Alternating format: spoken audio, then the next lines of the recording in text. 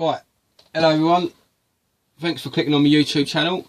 Today we've got a brand new RC just in. I've not seen much on YouTube about it, so I picked one up and I thought I'd do a full in-depth review for you.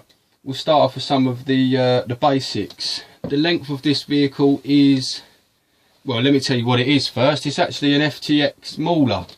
It's also under another brand as HSP Rock Hammer. They're pretty much exactly the same truck, just slightly different modifications of the shell. The length of this truck is 480mm. The width is 280. The height is 210. The weight is 2.8 kg.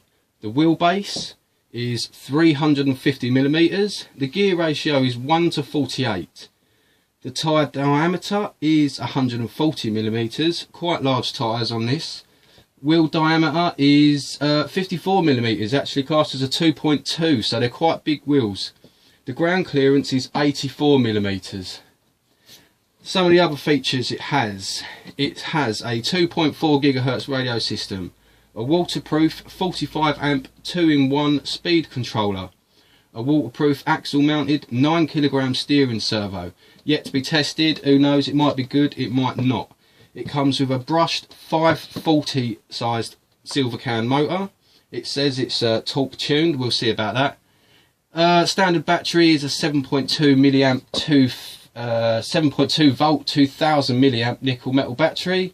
Comes with full ball bearings. It's got high profile all-terrain tyres with standard memory foam. Rigid multi-adjustable frame chassis. Low centre of gravity with a 3-gear high torque transmission. That doesn't actually mean that it comes with multiple gears. It just means that inside the transmission it's got 3 reducer cogs. It also comes with front and rear locked axles, telescopic sliding universal drive shafts, pretty standard for a crawler really. Oil filled shocks, multi-link suspension. It's actually 4-link on the front and the rear. Scale finished wheels and a moulded roll cage and body panels. Obviously with every RTR you need a couple of batteries for your controller. Anyway, let's get the box off. Right, the box is off, quick as that. As you can see, I went for the orange one. The yellow looked a bit boring. I've seen many other people of not so good videos on detailing what it actually comes with. So the controller system is a 2.4, obviously. You've got your throttle dual rate and steering dual rate, which is pretty good for an RTR controller. And your trim and reversing switches, that's pretty much it. It's very, very light, feels cheap, but, you know, it's going to do the job quite well. I think I've used this controller system before for the FTX Outback, the Tundra, and it was pretty good. Never went out of range or anything like that. So that's the controller, pretty boring. Anyway, the truck itself, as you can see, these wheels are massive. That's my hand against it. You know, I've never seen 2.2s quite that big. Underneath the chassis, I'm not too sure how good you can see that. I'm trying to keep it in the light for you. 4-link suspension on the rear and the front. You've got your 9 kg steering servo. You know, I don't really know what else to say. I've gone through most of it already, so let's pop the lid off and have a look. You've got your four pins, 2 on the front, 2 on the rear, and it actually folds up. Really, really strange. I did have a look at it outside the box before I started this video, just so I sort of knew what I was doing.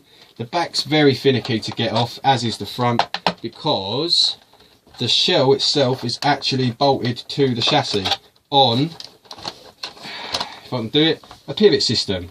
So that pivots up like that. It's real easy to get to the battery tray. Comes with 2 battery straps just to make sure that's really in there. However, if you run massive lipos, you're probably going to have trouble getting it in this tray. Unless, I don't know, maybe you can mount them on the side or something. It may interfere with the front of the cage, who knows. Anyway, I'll move the camera in, we'll get a bit of a closer look.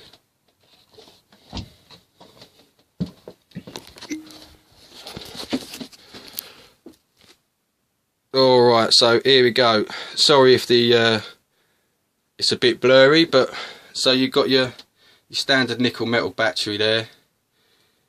Dean's connector on there, or T-Star, whichever one you want to call it. Torque tuned motor. It is a 540 can, but it doesn't say what turn it is. They come with aluminum shock caps, but they're not threaded. They're preload springs. Now they actually feel quite stiff, to be honest. Out of the box, they're a bit stiff. They need a bit of tweaking. The flex it's not crawler standard, but for a trail truck, you know, you don't really want much more than that, because you'll be finding every hole that you got. So moving on, as you can see, the tyre tread themselves is actually quite vicious. It's very soft, and it just feels good in your hands, you know. Pretty basic for an RTR, but it don't feel like they're hard. They're going to grip up quite well in the dry, I would imagine. Maybe not so much the mud. As you can see, the chassis actually comes as a 3-piece set. This isn't all one piece. I quite like that about it, actually, because there's so many different mounting points, tuning points. You've got the suspension there. You can raise the body up and down as you please. It's got slots for a rear back bumper if you want to. It does come with 2 LEDs in the front bumper there. It's difficult to see because of my light. Pull that back. Have a look in there. You can see there's LEDs just in the front there, and there's that 9 kg steering servo, yet to be tested. So you've got a couple of little figurines in there, nothing special. They don't move, you know, just plastic. But it's better than not having them, I suppose.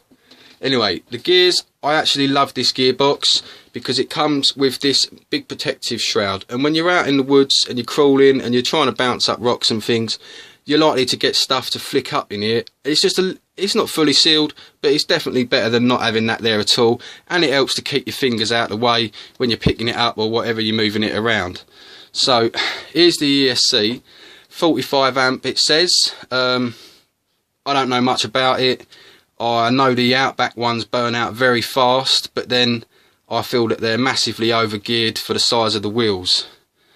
Stand on and off switch it on. The LEDs come on at the front there. You know, it's got a nice sort of Wraith ball bar on the front, if you would. And yeah, that's about it. It's got front and rear solid diffs, quite thick. They look like 4mm input on the drive shaft there. But the actual drive shaft thickness is about 10mm, so they're going to be quite strong, I would have thought. Anyway, let's pop this back down and get you back onto your other angle there.